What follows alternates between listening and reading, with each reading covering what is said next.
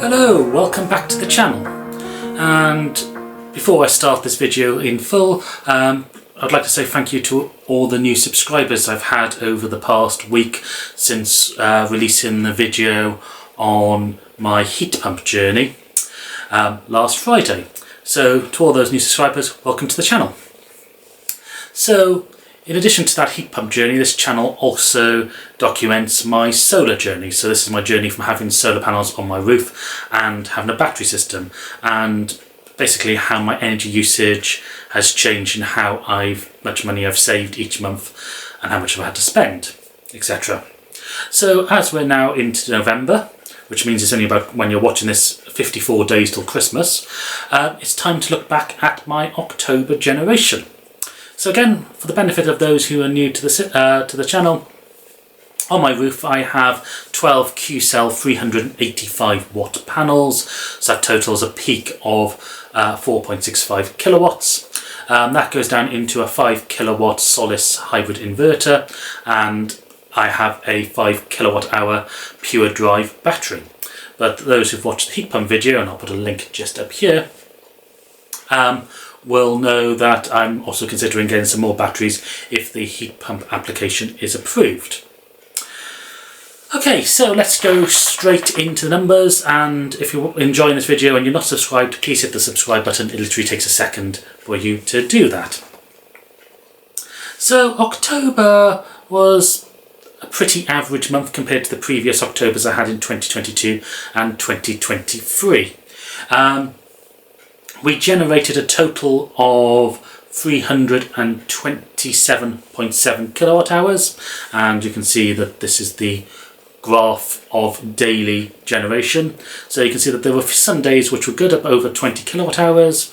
There were quite a lot of middling days and a few days where we were generating less than 5 kilowatt hours.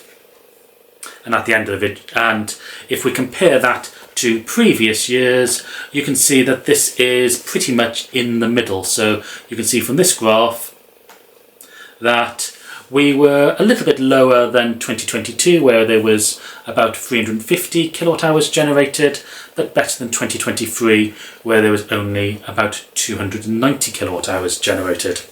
So compared to the rest of the year, October has been a better month. So we're quite happy with that. So as far as my energy consumption is concerned, this house is a 3-bedroom semi in Swansea. That roof is perfectly south facing. There's 2 of us living in the house. Sorry. We have a gas hob and gas central heating, until the heat pump gets fitted, of course, in which case hopefully we'll get rid of both. So it's just our general everyday electricity use. We are on Octopus Go Intelligent, but I only charge the car once a month and only for a small amount. So for these figures, I've removed that charging figure. So in October, we used 230 kilowatt hours. And if we were to buy all that energy from the grid, we would have spent about £51 on electricity from this month. So that's basically assuming a price cap of about 24 pence per kilowatt hour. I should say that none of these figures include the standing charge, because I can't do anything about that. But because I'm on Octopus Intelligent Go, what we've been doing is charging our battery in the cheap period between 11:30 PM and 5:30 AM. So we've been topping it up to 100%, and we've been paying 7p per kilowatt hour.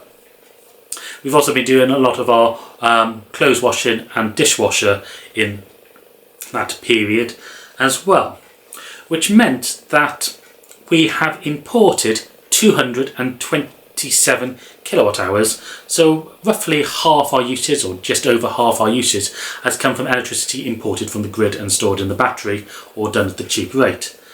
But that 127 kilowatt hours has only cost us £10 and 3 pence. And the split for that, so out of that 127 kilowatt hours, 119 of them were from the cheap rate during the night, which means that only 8 of those kilowatt hours was from the peak time during the day. And if we convert that into money, it meant we spent about £8.50 on the cheap rate and about £1.50 on the everyday rate. And quite a lot of that is just the inverter pulsing back and forth between the grid to check the grid connection. There was only one day where we actually ran out of battery, and therefore there was a couple of days actually where we had to import in the evening, because there was very little sun during the day to re-top up the battery, and just due to things having to do cooking or having to put on a device that used a lot of energy meant that we had drained the battery, so we had to import. But that was only over a couple of days. So actually on average we only spent about 30p a day, or less than 30p a day, on electricity for import. Of course that meant that we've been exporting quite a lot of our electricity, and we're on the Octopus export tariff of 15p per kilowatt hour, and that's independent of time of day. So throughout this month we have exported, let me get the actual figure up,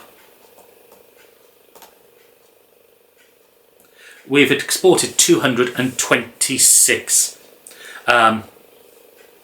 kilowatt hours, which when we convert that to pounds by times it by 15 pence, that means we've had a seg payment of this month of £33.95.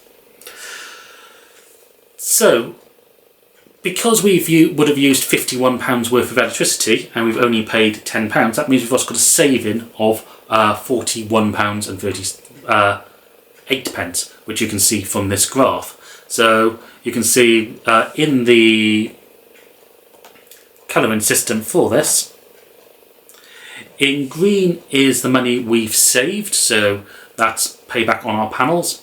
We've spent in red is the money we sent to Octopus, which was £10.03, and also there is that £33 that we've made from seg. As far as our overall monthly bill is concerned, that means we've sent £10 to Octopus for our actual electricity. We pay roughly 90p for our standing charge for both gas and electricity, so that amounts to about £27 for the month, so that's £37, and we also spent £46 on gas in the month. So when you add that all up, it means that Octopus has basically had about £40 of our money coming into them, or maybe a little bit more, maybe about £50. But that was our electricity bill for the whole, or our energy bill for the whole of October. And because we've built up quite a surplus in the with Octopus through our seg from the previous months, we've actually haven't actually had to pay anything to Octopus this month because it's come off that surplus. So the final graph for today is just comparing this October to last October and the October before. So last October, the main difference was that the seg rate we were getting paid was only 5p per kilowatt hour with So Energy. So this is why the grey column for October this month is so much higher for our overall payback on our solar panels. It's just because we had a lot more seg. A part of it is also that last year we were with British Gas and only paying 20p for import, opposed to the price cap now of 24p, so that has a bit of an effect as well on the payback. Which means that this month overall, on our investment of £8,500 in 2022, we have paid back this month a total of £75.33, which is combining our saved electricity and the seg payment, which means for a year to date in 2024 we have paid back £840, So we're quite close to the 10% for the year, and we've still got 2 months to go. So we should get a payback of this year of at least £900, if not 920, if the next 2 months are reasonably okay. And that means that an overall payback on our solar panels of £1,533.76 since we had them installed just over 2 years ago.